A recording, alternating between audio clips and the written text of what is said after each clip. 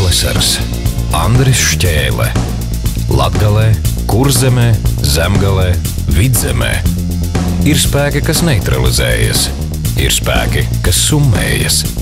Šis ir stāsts par divu cilvēku spēka kopsumu. Kad mūsu zemes ekonomika auga par divciparu skaitli gadā, lietas bija vienkāršas. Ikdienas darbs, ikdienas problēmas, ikdienas risinājumi. Šodien Latvijā nav parasta krīze. Mums ir visstraujāk krītošā ekonomika pasaulē. Viens no augstākajiem bezdarba procentiem. Gandrīz neatmaksājams parāds, ko drīkstam lietot galvenokārt ārvalstu banku glābšanai. Mums ir valdība, kam šķiet ugunsgrēku iespējams nodzēst ar benzīnu. Tās nav vienkārši grūtības. Tās ir grūtības kvadrātā. Tādēļ arī Latvijai vajadzīgi risinājumi kvadrātā. Visam, ko mēs darām, šodien jābūt ar reizinājuma zīmi. Nevis vienkārši darbs, darbs kvadrātā. Nevienkārši atbildība, atbildība kvadrātā. Nevienkārši personības, personības kvadrātā.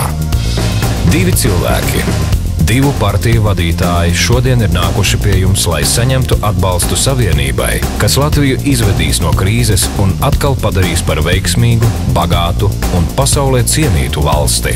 Šiem cilvēkiem nav vajadzīga uzticība avansā.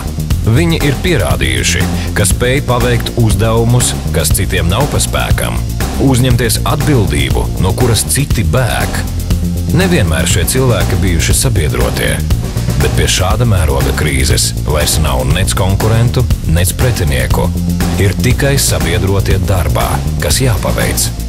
Protams, no tiem, kas pieraduši runāt, skanēs daudz kritikas, bet mēs ticam. Laiks lielākais no visiem tiesnešiem noliks visu savās vietās. Latgale, Zemgale, Kurzeme, Vidzeme. Ainārs Šlesers, Andris Šķēle.